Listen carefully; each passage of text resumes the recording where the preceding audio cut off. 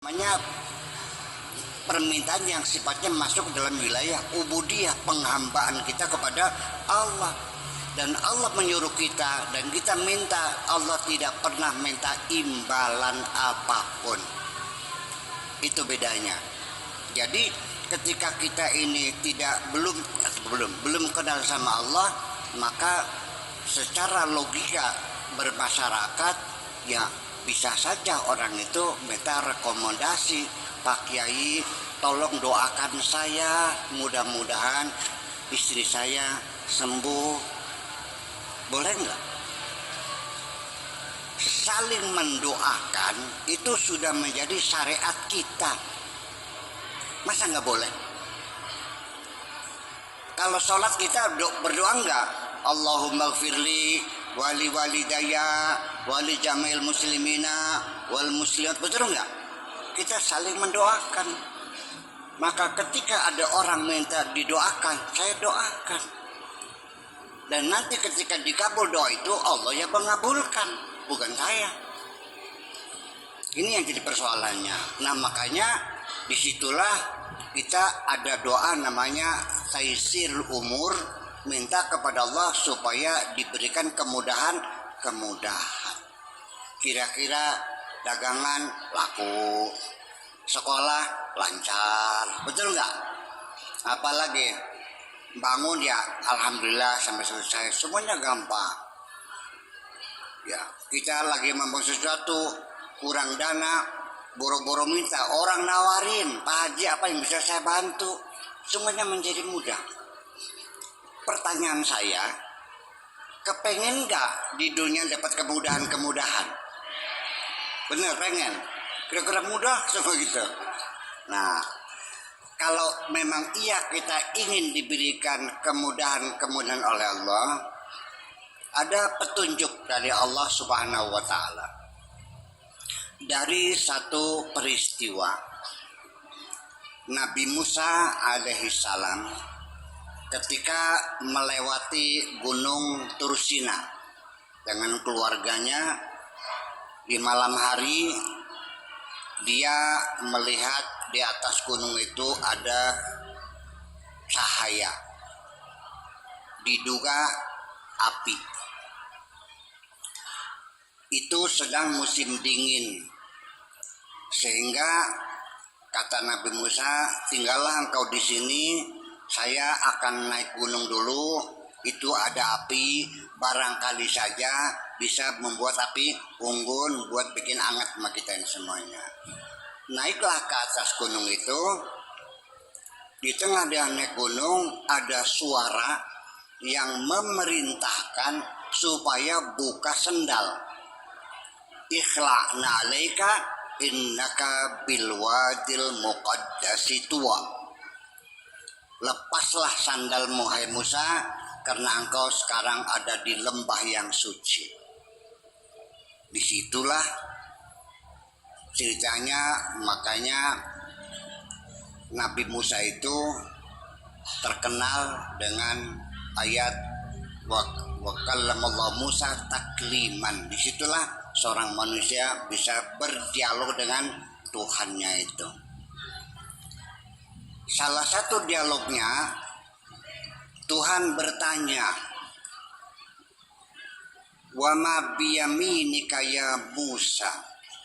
Dialog, wahai Musa, apa yang kau pegang di tangan kananmu itu? Qala hiya asaya. Dijawab oleh Nabi Musa, ini adalah tongkatku. Atawakkau 'alaiha, saya pakai buat tetekan saya. Wa ahussu biha 'ala ghanami, dan juga untuk menggiring-giring kambing. Wali fiha ma'aribu ukhra, dan juga untuk kepentingan yang lainnya. Barangkali ada ular ya bisa buat ular. Lalu kata Allah, alqiha ya Musa, lemparkan. Apa itu? Ini tongkat buat ya tetekan, apa tetekan dong, buat tetekan, buat menggiring-giring kambing dan yang lain-lainnya. Lemparkan. Alqiha ya Musa. Lemparin. Fa idza hiya hayyatun tas'a. Tiba-tiba menjadi ular dan bergerak. Nabi Musa merasa ketakutan, tongkatnya itu tiba-tiba menjadi ular. La takhaf, jangan takut. Khudha, ambil lagi. Sanu'iduha siratahal ula, akan kami kembalikan menjadi tongkat lagi. Ya, linuriyaka min ayatina, ini akan kami perlihatkan ayat-ayat kami, wa ayatan ukhra, dan ayat-ayat yang lainnya. Nanti kami akan berikan ayat-ayat yang lainnya, kesaktian-kesaktian yang lainnya. Termasuk juga setelah itu wabdum yadaka ila janahika takhruj bayda. Kempitlah tanganmu di ketiakmu, tiba-tiba menjadi bercahaya. Setelah itu apa? Idhab ila fir'auna. Nah, sekarang kamu sudah aku berikan kesaktian. Sekarang tugasmu idhab ila fir'auna innahu tagha. Jangan sembarangan. Nabi Musa disuruh menghadap Fir'aun untuk memperbaiki Fir'aun karena dia telah berbuat durjana. Dia diktator yang menindas rakyatnya. Pergilah sana, hadapi. Kira-kira takut nggak? Fir'aun itu wibawanya luar biasa. Kalau sekelas kita ini ada Fir'aun pada waktu itu, baru dibentak saja udah pingsan kamu. Iya, saking berwibawanya.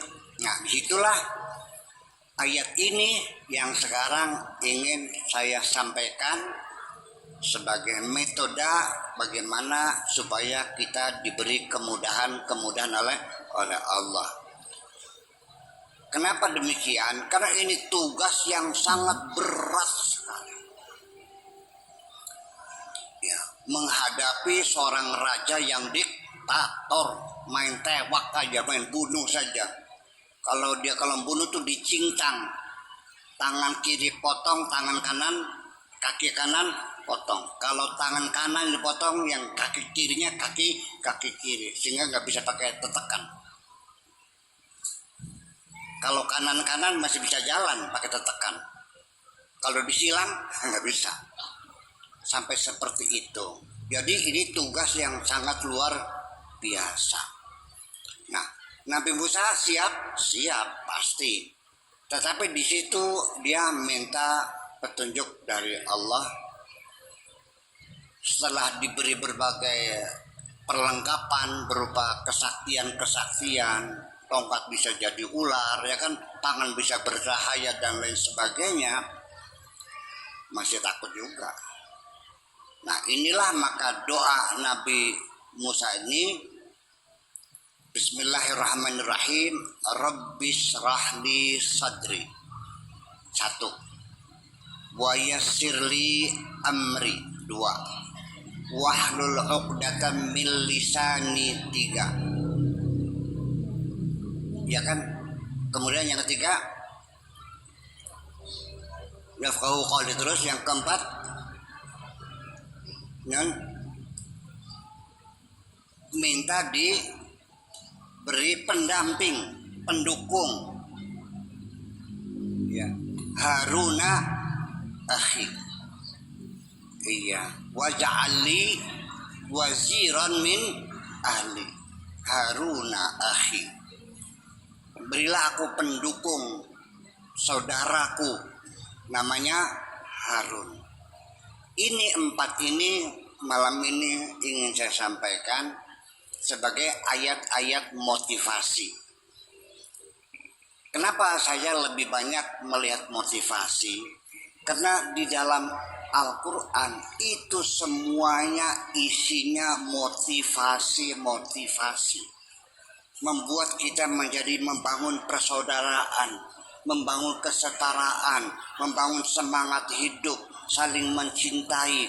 Itu zaman sekarang sudah jarang dikorek-korek, ditinggalkan semuanya. Inna qaumi takhadu hadzal qur'ana majura. Mereka sudah meninggalkan Al-Quran ini. Sebetulnya bukan meninggalkan seluruhnya, tapi salah orientasi. Yang dikorek-korek hanya masalah halal dan haram. Sehingga kalau kita bicaranya halal dan haram, ujung-ujungnya bertengkar. Betul nggak? Jadi malam ini saya tidak bicara halal haram. Ini motivasinya apa?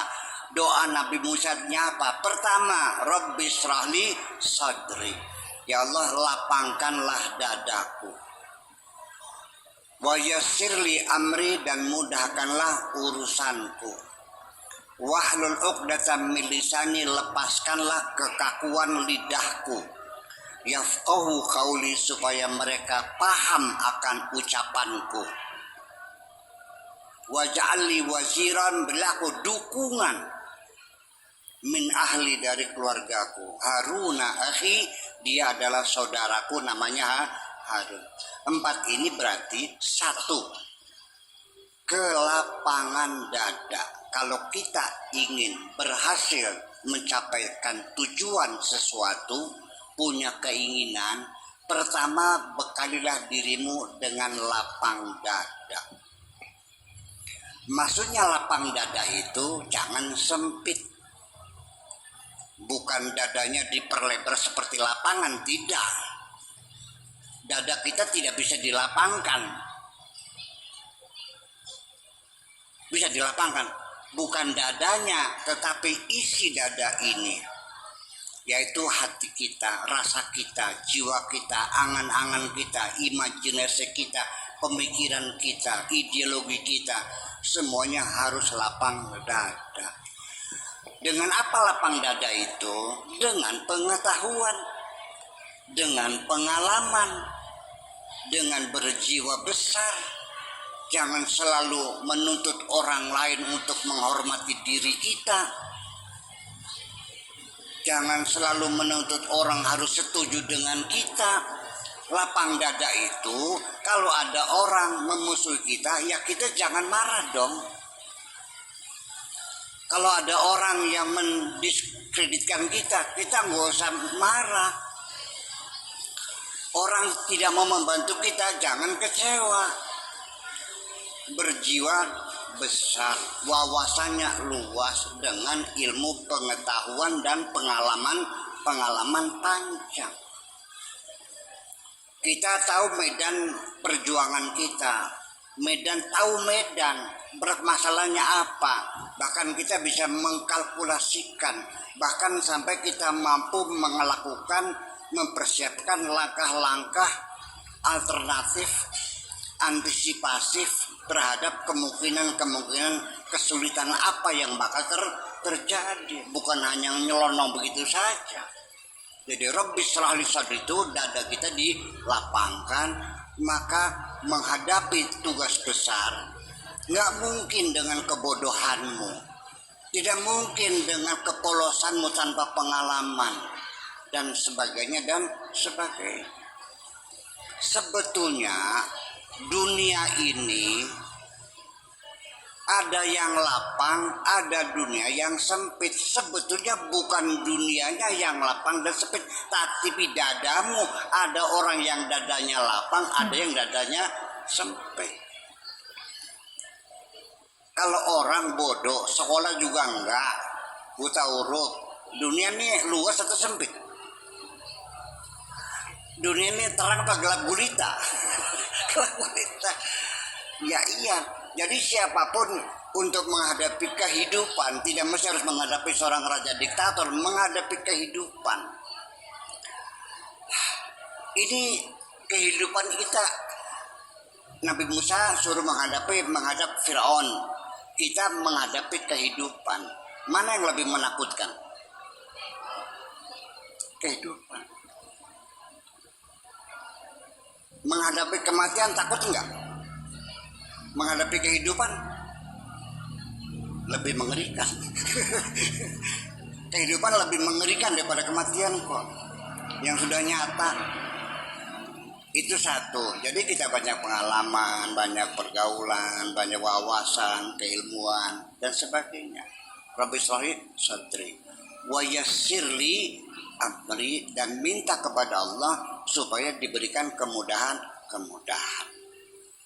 Sebagai catatan bagi kita bahwa minta diberi kemudahan itu legal, dibenarkan, karena petunjuknya ada dalam Al-Quran. Doa-doa kita di sini ada Rahma yasir umurana fa inna kasyira kulli asir alaika yasir, gitu. Pernah ada gitu? Ya, jadi doa diberi kemudahan itu adalah merupakan doa yang sah, ada dasarnya, ada petunjuknya.